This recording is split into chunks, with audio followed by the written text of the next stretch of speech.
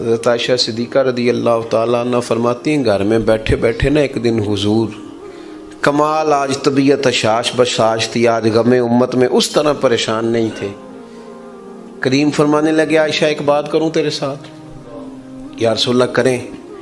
فرمایا جب تم خوش ہوتی ہو مجھ سے تب بھی مجھے پتہ چل جاتا ہے، اور جب تمہارے دل میں میرے لیے کوئی بات ہوتی ہے پھر بھی پتہ چل جاتا ہے.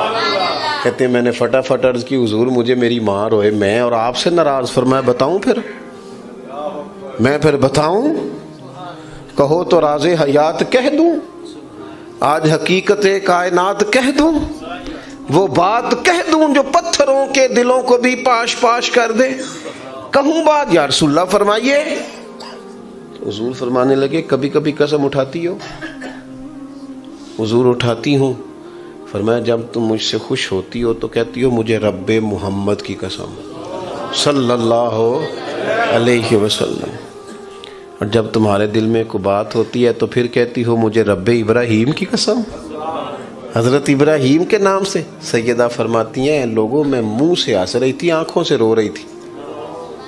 میں نے کہا حضور آپ اتنا خیال رکھتے ہیں جذبات کا، احساسات کا، کوئی بولتا کیا ہے سوچتا کیا ہے کہاں تک جاتا ہے. یہاں تک کریم کا خیال ہے. اپنی روٹی دی فکر ہے، بس میرے کپڑے استری ہونی چاہیے، میرا جوتا ٹھیک ہونا چاہیے، مجھے کوئی تنگ نہ کرے، میری کوئی نیند خراب نہ، بس اپنا ہی خیال. یہ تو خود غرضی ہے. تو کیا کسی کی خراب نہ ہو بس میری ہو، سارا گھر سکون سے سوئے، میں جو حاضر ہوں. اور جو مخدوم بنتے ہیں رب ان پر فضل کر، جو خادم بنتے ہیں رب بڑا فضل فرماتا ہے ان پر.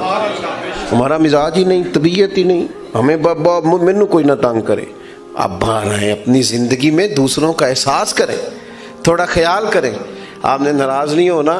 امیروں نے مہنگی مہنگی شادیاں کر کے غریبوں کی بیٹیوں کو پریشان کر دیا.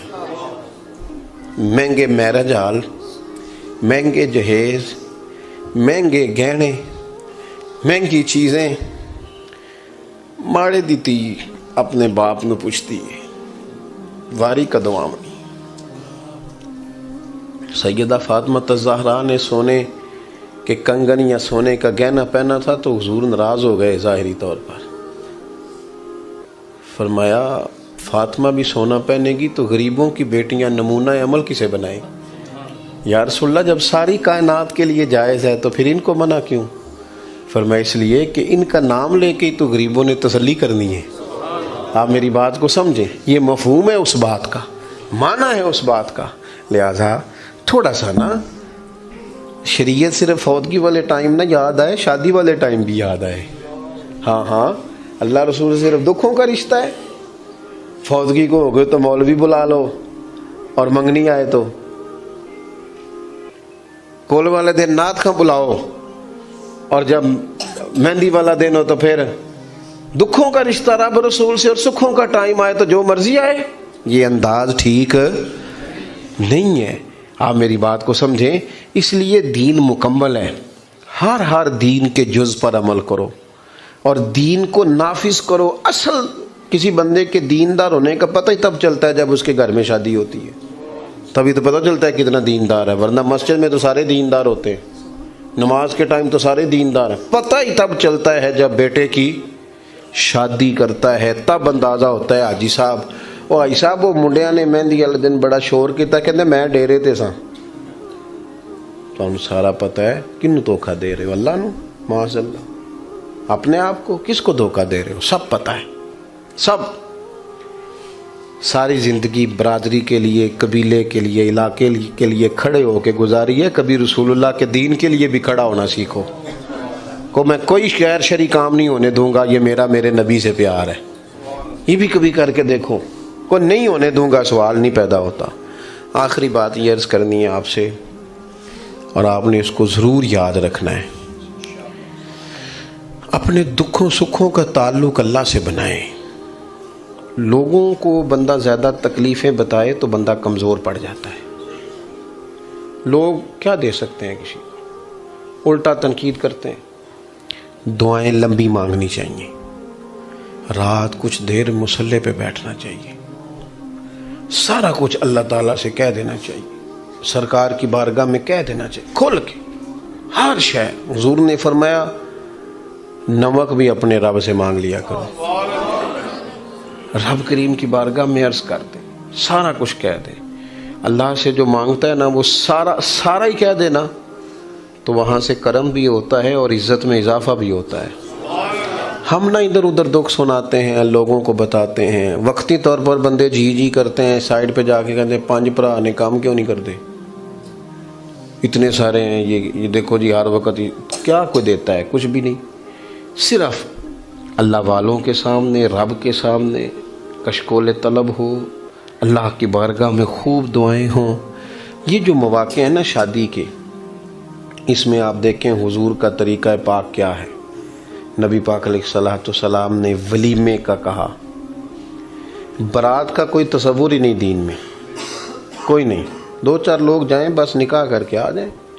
ولیمہ کرنے کا حضور نے کہا جس کے پاس گنجائش ہے وہ کرے، جتنا مرضی وسیع کرے، لیکن برات کا کوئی تصور نہیں ہے۔ ہوں ویسے منڈے والے بڑے سیانے ہو گئے نے، کچھ عرصے تو میں سنیا ہوں جہیز نہیں منگتے، ہوں کہتے ہیں روٹی 600 بندے نو دینی جی، بس جہیز نہیں لینا، روٹی ذرا صحیح پکا دینا، کیونکہ کہڑا کدی پہلا کھادی ہے، کڑی والے کو تے کھانی ہے، لہذا روٹی صحیح پکا دینا تگڑی، بلکہ مینیو بھی دیتے ہیں۔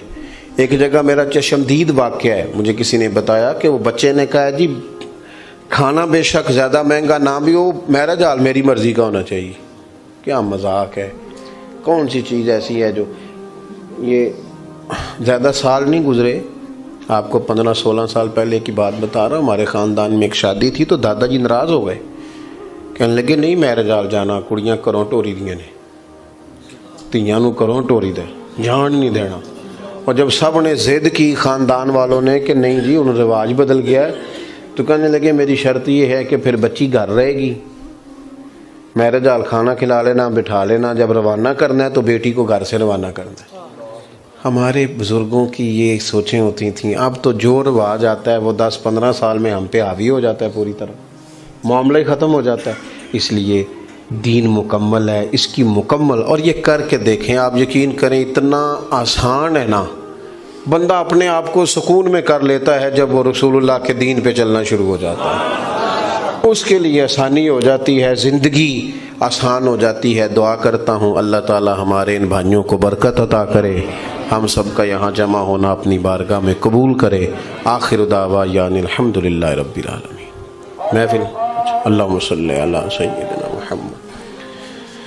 اللہ تعالی ہماری حاضری قبول فرما، ہمارے گناہ معاف فرما، ہماری غلطیوں سے درگزر فرما، علم نفع والا، عمل اخلاص والے عطا فرما، بیماروں کو شفا دے دے، مقروضوں کو قرض کے بوجھ سے رہا کر دے، تنگ دستوں کے رزق میں وسعت کر دے، جو بے گھر ہیں انہیں اپنی چھت دے دے، جو بے آسرا ہیں ان کی مدد فرما۔ کریم مالک اپنی رحمتوں کے گہرے اور گھنے سائے ہمیں عطا فرما۔ ہمارا ملک جس انتشار کا شکار ہے، افتراق کا شکار ہے، یا اللہ یہاں بسنے والوں پہ رحمت فرما۔ اے اللہ غریبوں کی مدد فرما، لاچاروں کی مدد فرما، حکمرانوں کو ہدایت کی توفیق عطا فرما۔ اللہ ہم سب کو نبی رحمت علیہ السلام کے دروازے کی گدائی عطا فرما، سنت شریعت کا پاس عطا فرما۔ جن بھائیوں نے یہ اہتمام کیا ہے، جہاں یہ شادی ہونے جا رہی ہے وہاں لا تعداد رحمتیں، برکتیں، نوازشیں عطا فرما۔ ہم سب کا خاتمہ ایمان پہ فرما، دنیا اور آخرت میں ہماری پردہ پوشی فرما، ہمارے حال پہ رحمت فرما، آسانی اور کرم نوازی فرما۔